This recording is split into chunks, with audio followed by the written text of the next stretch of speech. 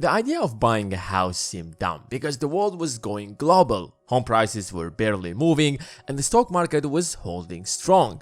Buying a house wasn't really as attractive as other investments. But 2020 changed everything. The Fed made buying a house one of the best investment decisions you can ever make. Prices literally rose by over 20%. The stock market definitely rose much higher, but it crashed. At the time of this script, the S&P 500 is up by around 12% since its pre-pandemic level, while house prices are up by around 20% since the beginning of the pandemic. However, that is slowly changing. We have talked already that this is not sustainable because unlike the stock market where everyone with a few dollars in their pockets can buy stocks, the housing market is different. A house is usually the biggest purchase in most people's life, so the market barely moves by 1 or 2% a year. That's why some economists warned us about another housing crash, since the last time house prices rose so much created the biggest financial crisis in the last few decades. So, since we're seeing more and more such headlines, our house prices are finally declining. Did the housing crash just begin?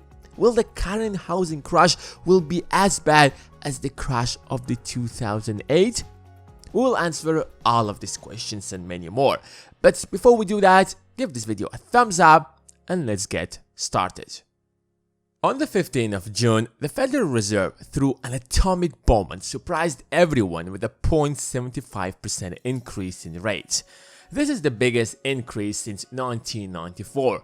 That is going to have a devastating impact on the housing market since the last interest rate hike by the Fed already caused a serious damage to the housing market.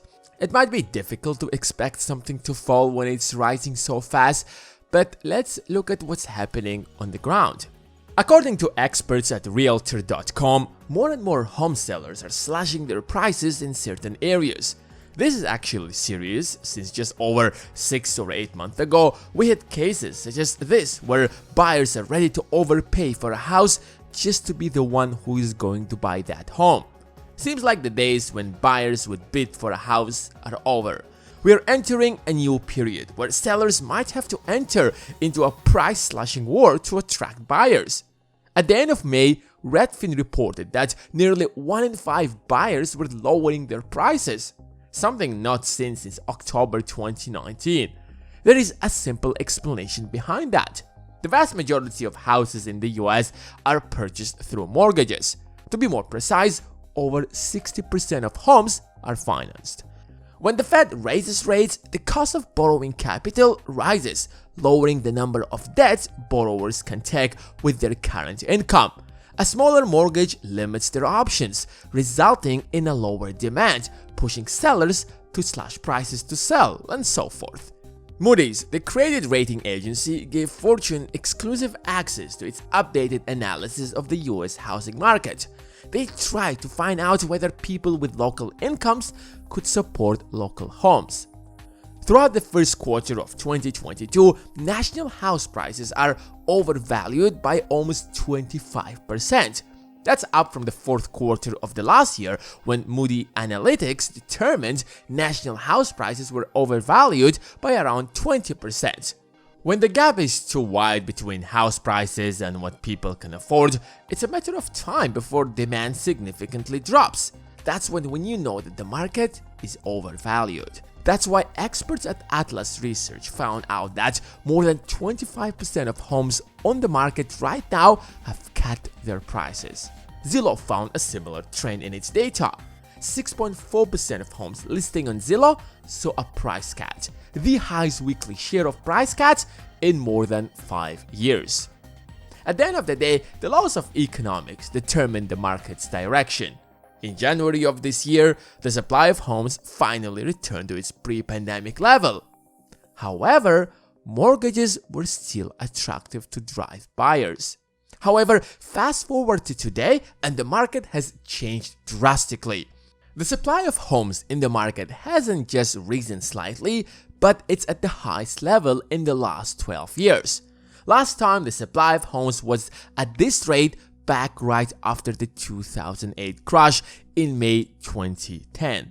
Of course, there are many reasons behind that, but one of them is definitely the fact that sellers have realized that prices aren't going to keep rising if they keep holding on to their assets. They have reached their peak and the downfall has already begun. If you don't sell now, tomorrow might be too late. The urge to sell before mortgages become too expensive is driving the supply of homes to the roof. That's actually a really dangerous sign of where the market is, because it illustrates that the shortage of homes in the market wasn't because we couldn't build more homes, but rather because buyers were not willing to sell, waiting for a better opportunity. The question is, what percentage of the houses in the market were purposefully held by the sellers? If that number is too high, we might find ourselves in a market filled with homes but very little demand, which easily can lead to a catastrophe that we have witnessed in 2008. The consequences of the 2008 crash lasted over a decade. The problem is that the US economy is not in a position to witness another such a crisis. The challenge that the country has been facing for the last 2 years are already shaking the economy. Mortgage rates have already hit 6.3%, and the real cost to buy a house has officially spiked over 50% in just 6 months. That marks the highest mortgage rate since 2008. The 3.2 percentage point jump in mortgage rates over the past year also marks the biggest upward swing since 1981. Soaring mortgage rates mean many would-be borrowers who must meet banks' required debt-to-income ratios have lost their mortgage eligibility, while buyers who are underrated will simply have to pay more, a lot more. It will take us another few months to realize how much the demand is going to fall over the next few months. And if the Fed hikes the rates again to over 2%, as some experts expect, things might get really ugly by the beginning of 2023. Of course, there are experts who are calming us down that a crash isn't gonna happen, and I really hope that's true. But experts also predicted that the average 30-year fixed mortgage rate would climb from 3.1% to 3.3% by the end of the year.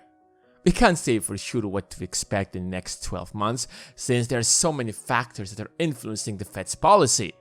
The US is trying to balance between managing its internal affairs at home and standing up to Russia's invasion of Ukraine that is causing worldwide inflation.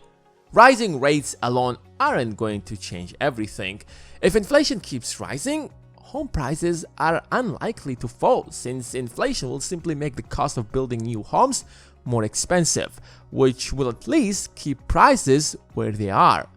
The Biden administration already announced that the president will visit Saudi Arabia to convince the crown prince to increase the supply of oil to fill the gap and finally bring prices down. Will he succeed? I don't really think so, since oil-producing countries are making more money than ever. But how negotiations are going to continue will remain to be seen. So the direction that the housing market is going to be headed isn't just based on the Fed's policy, but is also greatly affected by external factors.